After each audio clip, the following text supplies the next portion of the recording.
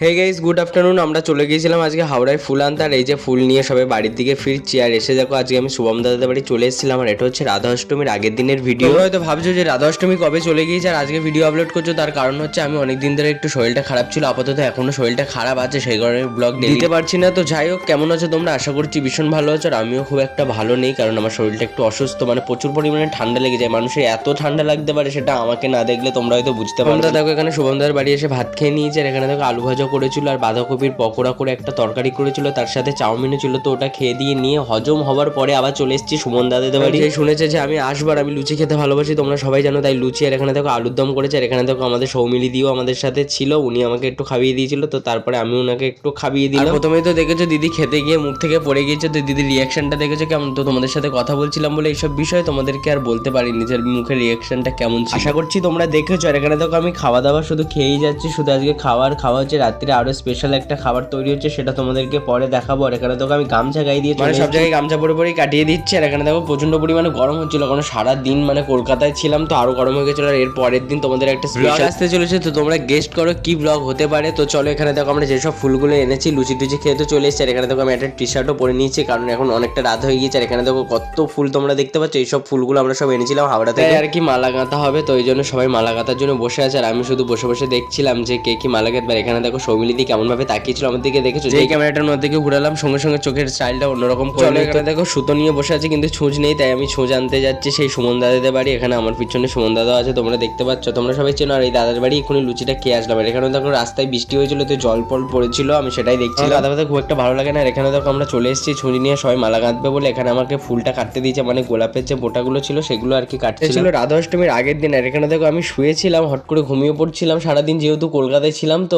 মানে শরীরটা ভীষণ খারাপ লাগছিল। আর আমার ভিডিও সঙ্গে সঙ্গে অন করে দিয়েছে, মানে দেখাচ্ছিল যে দেখো আমরা কাজ করছি এত, আর তুমি শুয়ে শুয়ে ল্যাদ খাচ্ছ। তো আমরা সেটা নিয়েই খুব মজা করছিলাম।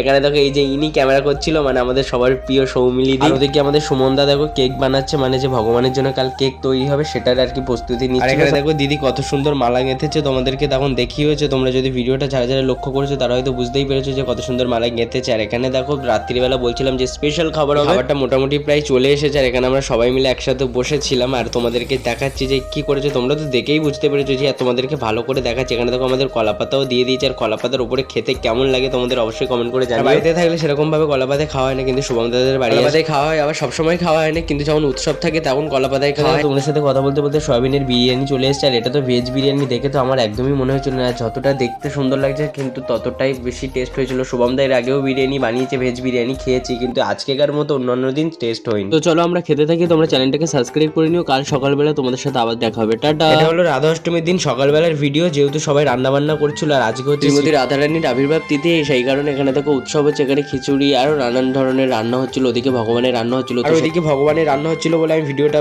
ঘোরাইনি, তোমাদেরকে দেখাইনি, কিন্তু পরে সব দেখাবো। আর এখানে দেখো আমি স্নান করে এসেছি, এবার তিলকটা পরে। তোমরা কারা কারা রাধা অষ্টমী করেছিল অবশ্যই আমাকে কমেন্ট করে জানিও। আর আজকে মানে শ্রীকৃষ্ণের প্রিয়া, মানে সব থেকে প্রিয় শ্রীকৃষ্ণের হচ্ছে রাধারানী, আর হচ্ছে আবির্ভাব তিথি। কৃষ্ণ যতটা না জন্মাষ্টমীতে আনন্দ করে, তার থেকে বেশি আনন্দ এবং খুশি হয় রাধা অষ্টমী। অষ্টমীতে তো তোমাদেরকে ব্লগ দিতে পারিনি, কিন্তু সামনের বছর দেওয়ার চেষ্টা করবো। আর আজকেও সেরকম ভাবে ভিডিও করতে পারিনি, আমি না তিলক করতে এসেছি, যখন এই যে তিলক করতে বসেছি, আর সেই সময় না ভগবানের আরতি অভিষেক হচ্ছিল, মানে রাধারানীর, তোমাদেরকে সেটা দর্শন করাতে পারিনি, তার জন্য আমি সরি চেয়ে নিচ্ছি। প্রথমে প্রায় তিলকটা হয়ে এসছে, তোমাদেরকেও দেখাবো যে আমার তিলকটা কেমন লাগছে, তোমরা অবশ্যই কমেন্ট করে জানিও। যারা যারা আমার চ্যানেলটাকে ফেসবুক থেকে প্রথম দেখছো তারা প্লিজ পেজটাকে ফলো করে নিও, ইউটিউব থেকে যারা দেখছো তারা প্লিজ চ্যানেলটাকে সাবস্ক্রাইব করে নিও। আর আমার পাশে থেকে অবশ্যই ভগবানের কাছে প্রার্থনা করি তোমরা সবাই যেন সুস্থ থেকো। আর কমেন্ট বক্সে অবশ্যই কিন্তু রাধে রাধে লিখে যেও, কারণ আজকে কিন্তু রাধে রাধে লিখলে তোমাদের সকলের ভালো হবে, কারণ আজকে আছে রাধা। আমার প্রায় তিলকটা হয়ে গেছে, তোমরা অবশ্যই কমেন্ট করে জানিও যে আমার তিলকটা কেমন হয়েছে, আর আমাকে তিলক কেটে কেমন লাগছে সেটা কিন্তু অবশ্যই কমেন্ট করে জানিও। তারপরে দুপুরবেলা দেখো এখানে চলে এসেছি আমরা খেতে, আর আমরা অনেকক্ষণ না পরিবেশন করেছিলাম, মানে সবাইকে খেতে দিয়েছিলাম। পরিবেশন করা সেরকম কেউ ছিল না, তো তাই আমরাই সবকিছু করেছিলাম, সেই কারণে আমার আর ভিডিওটা ভালো করে করা হয়নি। ভগবানের জন্য অনেক কিছু হয়েছিল, সেটাও তোমাদেরকে দেখাতে পারি না। দুপুরবেলা আমাদের জন্য মানে কুমড়ো আলুর তরকারি আর খিচুড়ি হয়েছিল, আর পায়েস চাটনি এগুলো তো। তারপরে আমরা ঘুরতে চলে এসেছি একটু দোকানের দিকে, আর এখানে দেখো এসে আমার আইসক্রিমের দোকানে চলে এসেছে। সৌমিলি দি বলছে আমাকে চকলেট কিনে দিতে হবে, তো আমি বলছিলাম আমার কাছে টাকা নেই, বলে কেমন ভাই হয়েছে যে টাকা নিয়ে আসেনি, দিদির খেতে ইচ্ছা করছে, তুই দিতে পারবি না। তো চলো নেক্সট ব্লগে দেখো।